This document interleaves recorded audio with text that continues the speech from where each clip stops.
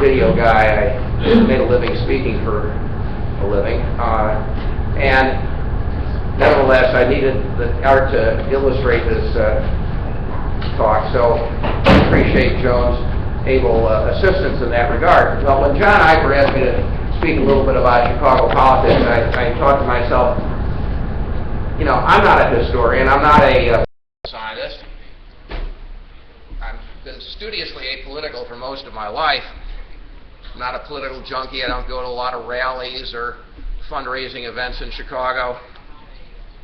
But even though I have political beliefs that are contrary to the reigning ethos, probably well cemented into the 18th century, nevertheless, I've been an observer of Chicago politics for 90% of my life, mostly from the vantage point of about a mile away from Wrigley Field, where I live.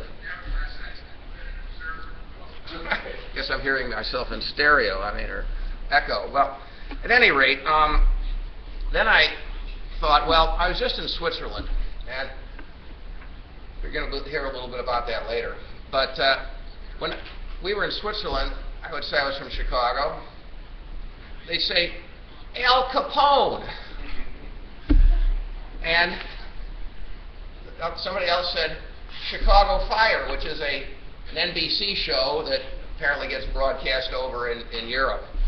So I thought to myself, they're not thinking about the city that gave us Barack Obama. They're not thinking about the World Championship Chicago Blackhawks. They're not talking about the famous architecture and the skyline visible along the lake. They're talking about gangsters and fires. So that got me thinking about what are the two principles of Chicago politics. And here's an opportunity to provide a little bit of perspective. So Chicago has, over the years, spawned a lot of political adages and homespun sound bites. Shoot to kill.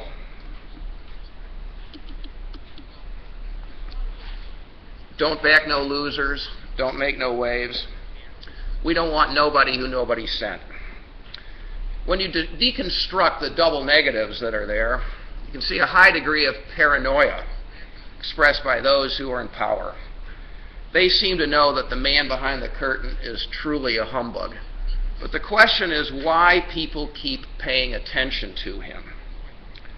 The reason, I think, can be found in two factors not unique to Chicago politics, but which color the way that people think and vote. Ethnicity and what I would call economic violence. Let me explain. Of course, other major cities have identity group politics. Think of New York with its Italians, its Jews, its Nuyorican, Jamaican blacks, African Americans, Dominicans, and the Asian community. Or Los Angeles with its Latinos. But while New York has had a Jewish mayor for 28 of the last 40 years, with about 25% of the population of the city, and Los Angeles has had a Hispanic mayor for only 8 of the last 40 years, with about 55% of the population, Chicago has had an Irish mayor for 29 of the last 40 years, with 7% of the population. As the crowd said about the magician, how does he do that? So, the answer, of course, is that the plurality of the population is white. With one exception, in the 1980s, the blacks and Hispanics, who comprise 55% of the population, have not been able to combine to elect a mayor of their own. To make the point more cogently, in the last mayoral election in 2011, a Jew won a majority against a black who had been a U.S. senator from Illinois and a Hispanic who had been the school's CEO. Indeed, Rahm Emanuel, let me do this. There you go. Won.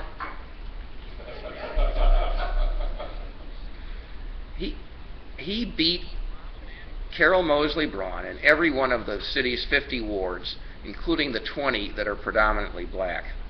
Jews are a bit short of 10% of the Chicago population. So even a Jew can have the luck of the Irish. There you have the ethnic side of the equation. But how does that fit in with economic violence? People talk about the Chicago fire 142 years ago this week as the defining moment in Chicago history. I'd say that it really was the Haymarket riot in 1886. Detailed description of what happened on that somewhat dreary day in May is really beyond the scope of this discussion, but as far as the butcher's bill is calculated, it was a lot less bloody than other instances of labor unrest or political violence. At Haymarket Square, which is about 4 miles from where I live, 4 civilians and 8 police officers were killed. The evidence suggests that at least one of the police officers was killed during a friendly fire incident as the coppers fired wildly into the crowd that was dispersing because of the bombs that were thrown. By contrast, in the Homestead mining strike of 1892, 11 strikers and 7 guards were killed. At the nationwide Pullman strike of 1894, there were 30 people killed. And the 1914 Ludlow, Colorado mining strike killed 45, including 32 women and children. Haymarket, however, was the granddaddy of them all. It set the stage for more instances of what I would call economic violence in Chicago. In 1919, 38 people were killed in race riots. It happened just south of the Loop area, around 33rd Street. It was largely over economic opportunity for the blacks that had arrived during World War I to man the factories. The 1920s, of course, brought us a new set of economic violence, some of which perpetrated by this man, whom I'm sure you all recognize. And in 1929, we have the St. Valentine's Day Massacre, which killed 7 people about 2 miles from where Joan and I both live. So then you had, in the 1930s, lots of, shall we say, small bore brush fire skirmishes, including the milk wagon drivers who were trying to unionize, and they would go on strike, and that would lead to lots of consumers being disaffected, so there would be violence involving that. And then in the 1930s, the sit-down strike was popularized by unions, and the Supreme Court case, which decided that a company could fire the workers of an unrecognized union that were engaging in a form of economic violence by depriving the company of the right to use its plant and machinery, was a case involving Fan Steel, a company located up north of Chicago, and many years later my father was the general counsel of that company. So that's kind of the economic violence side of the equation. Richard J. Daley was the, of Shoot to Kill fame, was largely able to tamp this down during the halcyon 1950s. He had wrested control of the Cook County Democratic machinery from Colonel Jake Garvey, a West Side Jew, who had been the architect, if you will, of Adlai Stevenson's 2 runs for the White House in 52 and 56. Well, at any rate, Daley ran a pretty tight ship, marred only by a few police scandals that quickly blew over. But in 1968, the ethnic and economic battles came back with a vengeance. First in the West Side, Chicago, right after, let's see if I can get there. Why is this not working? First in the West Side of Chicago, when after the riots that following Dr. Martin Luther King's assassination, 38 people were killed in the riots. It's a picture of the west side of Chicago burning down. The west side had become a true nightmare, bordered by the Skid Row at Madison and Halsted, which is now where Greektown is, and the mostly Jewish peddlers along Roosevelt Road, including the open-air bazaar at Maxwell Street. Thanks to Daley's construction of the UIC campus, smack dab in the middle of this, many blacks had been shunted off to substandard housing, and it was in this housing that Dr. King had lived in the summer of 1966, marching for open housing. Then, of course, there were the 1968 Democratic National Convention riots.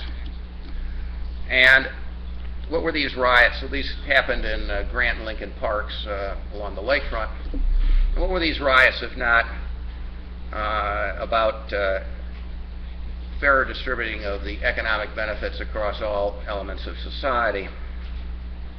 Chicago police were blamed for instigating these riots. If that only bears a kernel of truth, what were they trying to do but to protect their own way of controlling the economic benefits of the city?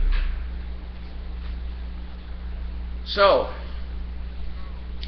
Daley was able to survive that attack on his credibility as the mayor of the city that works, and indeed was able to create two lasting legacies to his influence on Chicago politics. First was at the Illinois Constitutional Convention of 1970, when this man was a bit younger. He was a delegate to the Constitutional Convention, and he was given one instruction: preserve elected judges.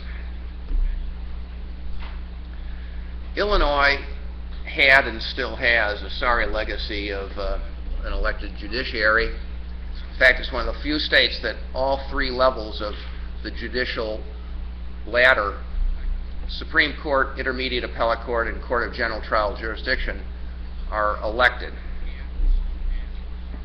And in the 60s, two Illinois Supreme Court judges had been accused and found to have actually been holding stock secretly of a bank and trust company that had business, that had a case in front of the Illinois Supreme Court. There's another story about how that led to the rise of John Paul Stevens, but I won't digress. Also in 1966, there had been a blue ribbon ballot of judges elected, not on a one-to-one basis, but more on a parliamentary system where the top X number of vote getters got that number of judicial slots. And that particular election led to the election of the first African-American judge in Cook County.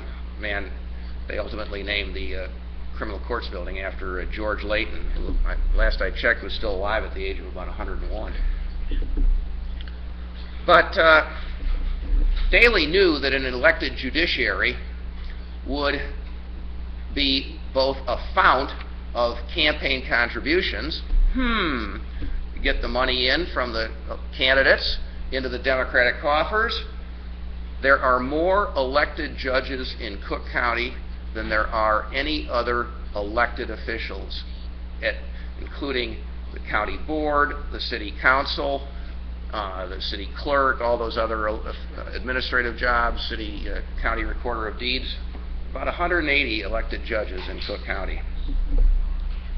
And it would also be a place to reward the political operatives. Lawyer who had been out there ward healing for a while, working in the state's attorney's office, the corporation counsel's office. They'd be allowed to look for a better job on the bench.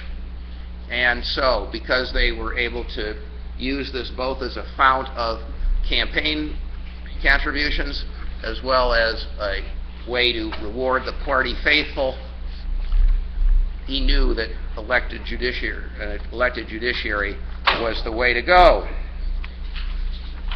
So, That gets to the second legacy of Richard J. Daley, not the son, who is Richard M. Daley. Here we have a great view of the Picasso, the Richard J. Daley Center, and across the street, the county building and city hall. They combine in one building. And Daley Center is where all of these elected judges, or many of them, sit. Elected judges sitting in a building named after the patron of an elected judiciary who had seized power from a Jew, across the street from a Jewish mayor who wiped up the electoral map with his opponents in a campaign that cost $12 million.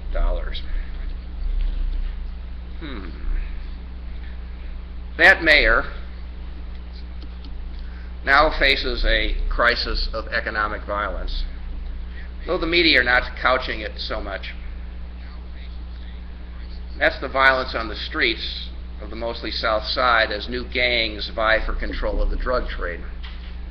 I used to represent some of these drug lords, and they would try to use the language of economic empowerment to justify their actions. The famed street gang called the Gangster Disciples kind of had a rebirth, if you will, when they were trying to go legit in the 90s. They were called Growth and Development. Get the G and D?